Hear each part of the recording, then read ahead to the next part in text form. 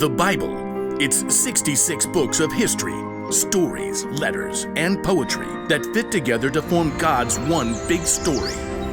The epic adventure of how He created us and loves us so much that He made a way to rescue us. As we travel through the Bible, from Genesis to Revelation, we discover people who met God and found their lives changed forever.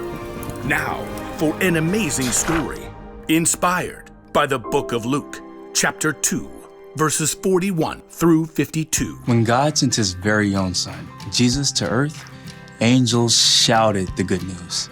Fear not, I bring you good news of great joy. Shepherds and wise men journeyed to visit Jesus, and later, Mary and Joseph hurried to Egypt with their young son to keep him safe from King Herod. But Jesus wasn't always a baby or a young child. We don't know much about his early years, but he had to learn to walk and talk just like every other child. Mama. He probably learned from Joseph how to hammer nails and smooth pieces of wood for tables and wheels. We do know one very important story from the time Jesus was a boy. One of Jesus' followers, Luke, wrote it down many years later. He begins, every year Jesus' parents went to Jerusalem for the Passover feast. And when Jesus was 12 years old, they went up to the feast as usual. Lentils, water skins, extra sandal straps. Jesus, run and tell your father we're packed and ready to leave. Yes, Mother. The trip from their home in Nazareth to Jerusalem took several days. Friends and family traveled together.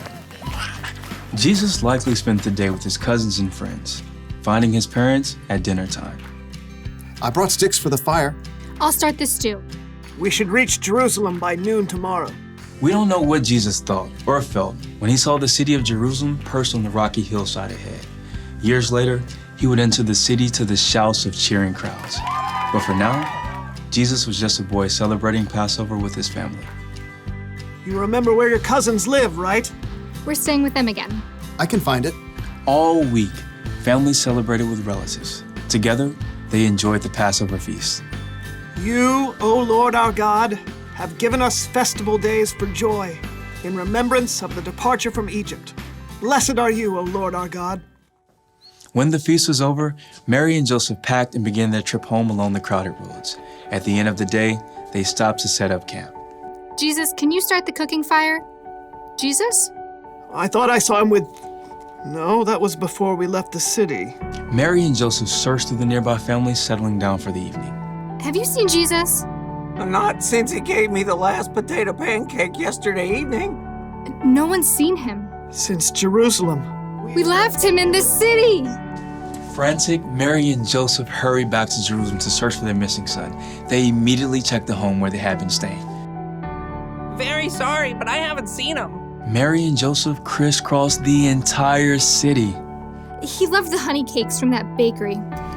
Excuse me, have you seen a 12-year-old boy about this tall? Dark brown robe. Hair kinda sticks out over his ears. Yes, like that. Sorry, haven't seen him. They may have checked the swimming hole or the stables, but Jesus was nowhere to be found. So Mary and Joseph paced the streets at wit's end. He's just never gone off like this. I don't think he's here. We've searched the whole city. Everywhere except... As Mary and Joseph turned the corner, high white walls rose ahead of them. The temple! We'll check the courtyard. Just in case. The courtyard was filled with visitors still in the city for Passover. As they circled the open space, Mary froze. Joseph, there! Just ahead, they saw their son. Jesus was sitting with a group of teachers, listening and asking questions. Teacher, isn't it always right to be kind, even if it means giving money to a beggar on the Sabbath? The teachers nodded in agreement and amazement, but Mary and Joseph rushed forward.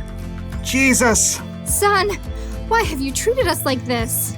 Grabbing her boy, Mary hugged Jesus so hard she nearly squeezed the air out of him. Your father and I have been worried about you. We've been looking for you everywhere. Why were you looking for me? Didn't you know I had to be in my Father's house? All I know is, no more stunts like this, okay? Jesus returned to Nazareth with his parents, obeying everything they asked of him. As he grew wiser and stronger. He also became more and more pleasing to God and to others.